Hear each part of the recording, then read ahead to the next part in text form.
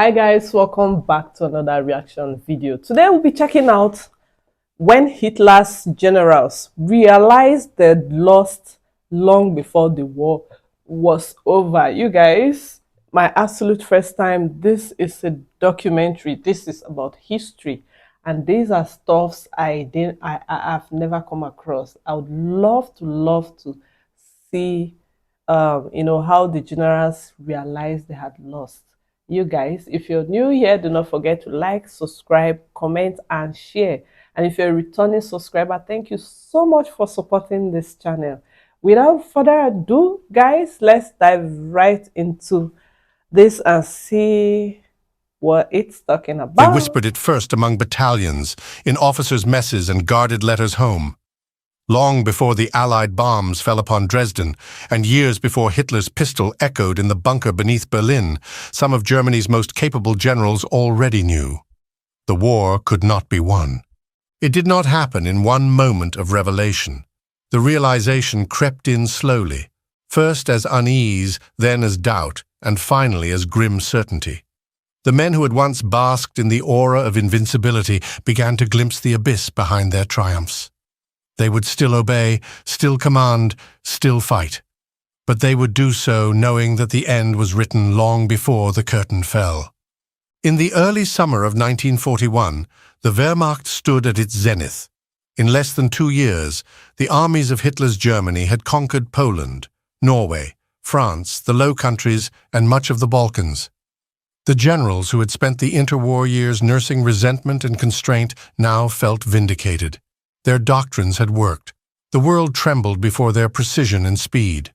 When Operation Barbarossa began on June 22nd, they believed they were witnessing the culmination of German military genius. Columns of panzers roared across the endless plains of the Soviet Union. Field Marshal Fedor von Bock's Army Group Center advanced hundreds of kilometers within weeks. Prisoners flooded in by the hundreds of thousands. By autumn, many officers thought the war would soon end in triumph. Hitler's prophecy of destroying Bolshevism in a single campaign seemed plausible. But beneath the confidence ran a quieter unease. Some officers, veterans of the First World War, recognized a dangerous familiarity. The front was too wide, the logistics too fragile, the supply lines too long. Heinz Guderian's spearheads raced far ahead of their supply convoys. Motorized divisions were immobilized for lack of fuel. Infantry followed days behind. Yet Berlin demanded further advances, ever deeper into Russia's vast interior. By November 1941, as the first snow fell on exhausted troops, that unease hardened into dread. The Soviet Union had not collapsed. New divisions appeared from the east. The Red Army, bloodied but unbroken, counterattacked outside Moscow. Temperatures plunged below freezing, equipment failed, and the invincible Wehrmacht stalled for the first time. That winter, in field headquarters and forward dugouts, the first fatal doubts began to take root. Officers who had believed in a short, decisive war now faced the same grinding attrition they had once sworn to avoid. Logistics were crippled, reserves depleted, morale brittle. Some whispered that the war was already unwinnable. Others pushed such thoughts away. But no one who survived the winter campaign of 1941 could mistake the truth. Germany was not fighting a campaign. It was mired in a war of exhaustion against a foe it had underestimated in every conceivable way. In 1942, Hitler demanded renewed offensives to restore momentum. The generals obeyed, but their confidence was hollow. The Wehrmacht launched Case Blue, its drive toward the oil fields of the Caucasus and the Volga. The plan, bold but reckless, divided the army's strength across immense distances. Field Marshal von Bock protested, warning that splitting forces between Stalingrad and the Caucasus risked catastrophe. Hitler dismissed him. "You always see black clouds," he snapped. Bock was relieved of command. As the panzers rolled southward, many officers knew the campaign's logic was fatally flawed. The distances were vast, the supply lines overstretched, and the Red Army, contrary to Hitler's delusions, was learning. By autumn, German forces were bogged down in street fighting in Stalingrad. Reports from the front painted a desperate picture. The Soviets had no intention of yielding. When the encirclement came in November, it stunned Berlin, but not the officers who had seen the warning signs. For the first time, an entire German field army was surrounded and doomed. Inside the frozen city, General Friedrich Paulus maintained radio contact with Hitler, pleading for permission to attempt a breakout. None came. The Sixth Army perished where it stood. The psychological effect was devastating. Stalingrad shattered the myth of invincibility. Officers who had once scoffed at defeat now faced it in its purest form. The unspoken question spread like a contagion. If this could happen to the finest army Germany had ever fielded, what hope remained? The spring of 1943 brought no real recovery, only the illusion of one. The Wehrmacht prepared a massive counteroffensive at Kursk, intended to restore the balance on the Eastern Front. Many generals privately doubted the plan. Intelligence reports suggested the Soviets were heavily fortified. The element of surprise was gone, yet Hitler insisted on attacking. Kursk was the last great German gamble of the war, and its failure sealed the strategic outcome. The Red Army's defenses held firm. German armor was decimated. When the offensive collapsed, there would be no more major victories. The generals now fought a retreating war they could not win. After Kursk, even the most loyal officers began to sense the inevitable. Hitler still ranted about miracle weapons and the indomitable will of the German soldier, but the men who commanded those soldiers could read the maps. They saw the Red Army advancing inexorably westward, and they knew the Allies would soon strike in the west. For the first time, many realized that the war would not end with victory or negotiation. It would end with destruction. By the end of 1943, the mood inside the officer corps had changed entirely. The arrogance of 1940 had given way to quiet fatalism. German industry could no longer replace losses. Allied bombers ruled the skies. The U-boat fleet was being annihilated in the Atlantic. Generals who had once preached blind loyalty to Hitler began to talk in cautious tones about saving what could be saved. Some officers began to contemplate the unthinkable, removing Hitler himself. The idea had surfaced before, during moments of crisis, but now it found adherence even among high-ranking staff officers. Men like Klaus von Stauffenberg, Henning von Tresckow, and Ludwig Beck were not merely idealists disgusted by Nazi crimes. They were professional soldiers who had concluded that Hitler was leading Germany to annihilation. To kill him, they reasoned, was not treason, it was salvation. Yet such thoughts remained treacherous. The Gestapo was everywhere. Dissent, even in private, could mean death. For most, it was easier to remain silent, to tell themselves that perhaps the tide might yet turn. Some placed hope in new weapons, others in a rift between the Western Allies and the Soviets. But beneath every rationalization lay the same buried truth. The war was lost. In 1944, that truth became undeniable. On June 6th, Allied armies stormed the beaches of Normandy. Within days, it was clear that the Western Front could not be held indefinitely. German forces were overstretched, short of fuel, and hampered by Hitler's micromanagement. The generals who had once prided themselves on maneuver warfare were now reduced to executing suicidal orders dictated from a map room hundreds of kilometers away. Field Marshal Erwin Rommel, commanding Army Group B, saw the situation clearly. Touring the front lines, he confided to his staff that the war was hopeless. "The enemy's material superiority is overwhelming," he said. "Every day we prolong this war is a crime." Rommel quietly urged Hitler to negotiate a peace with the Western Allies, but Hitler's response was fury. When the July 20th plot to assassinate him failed, Rommel was implicated. Faced with the choice between trial and death, he chose the latter. Other generals met similar fates. Gunther von Kluge, commanding in the West, also came under suspicion after the failed plot. Summoned to Berlin, he swallowed poison en route.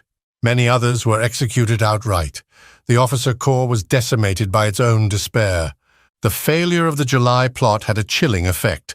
Whatever illusions of internal reform or military salvation remained were extinguished.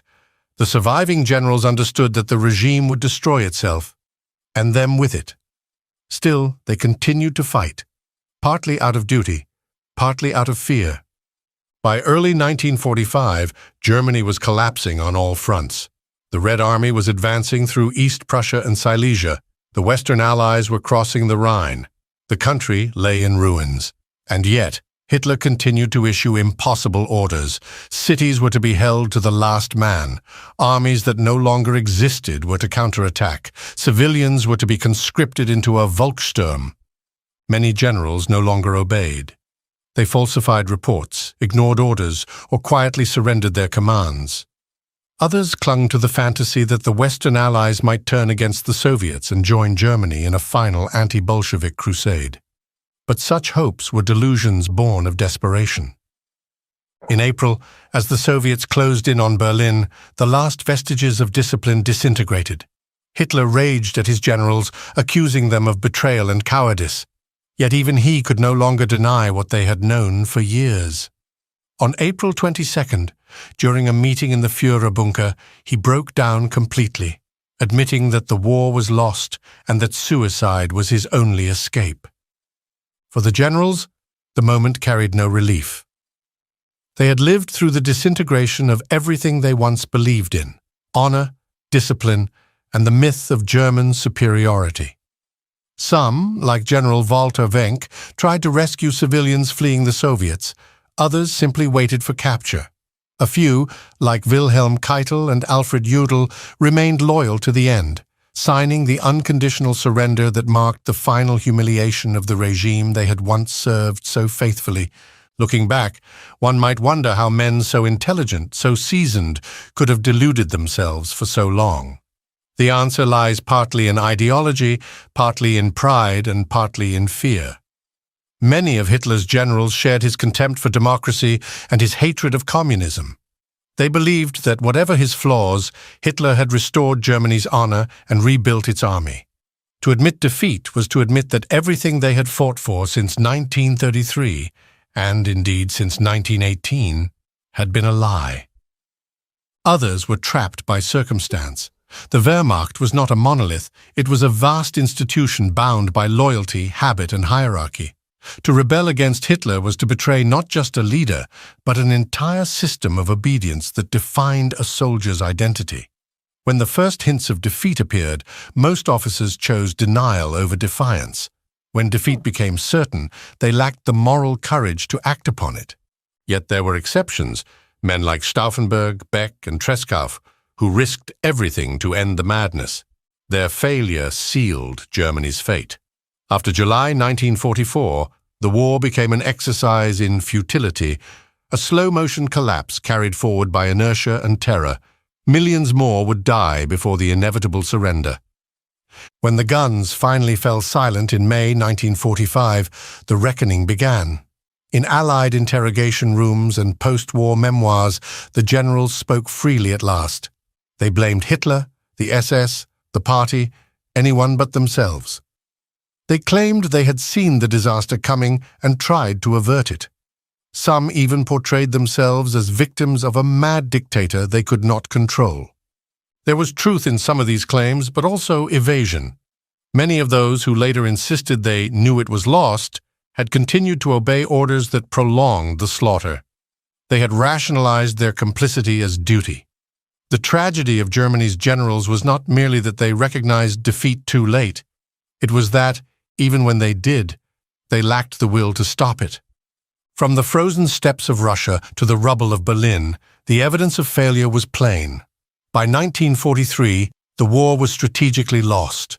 By 1944, militarily hopeless. By 1945, morally bankrupt. But long before the final capitulation, in the quiet moments between battles, many of Hitler's generals had already surrendered in their hearts. They could see what he could not, that Germany's destiny was sealed not in the ruins of Berlin, but in the arrogance of 1941, when they mistook lightning war for omnipotence and mistook conquest for invulnerability. The tragedy of the Wehrmacht was that it kept fighting long after it knew it was beaten, and in doing so, it ensured that defeat would not only destroy Hitler, but the nation he had promised to make eternal. That is how defeat truly unfolded, not in a single climactic moment, but as a creeping awareness that spread through the very men who had once believed they commanded destiny itself. When Hitler's generals realized they had lost, there was no announcement, No proclamation, only silence, disbelief, and the slow, inevitable disintegration of faith. They had gambled everything on victory. When it failed them, there was nothing left to believe in.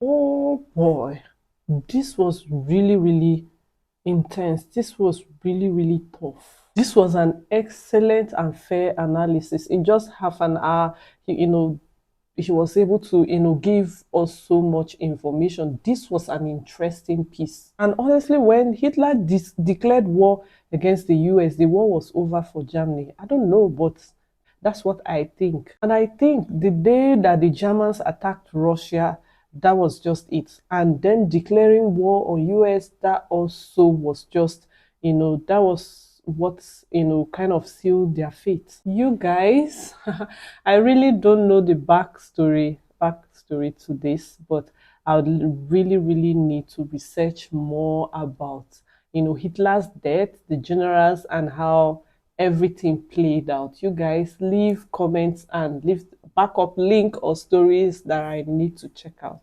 Thank you so much for watching, and don't forget to like, subscribe, comment, and share, and I'll see you in my next video. Stay safe, guys. Bye.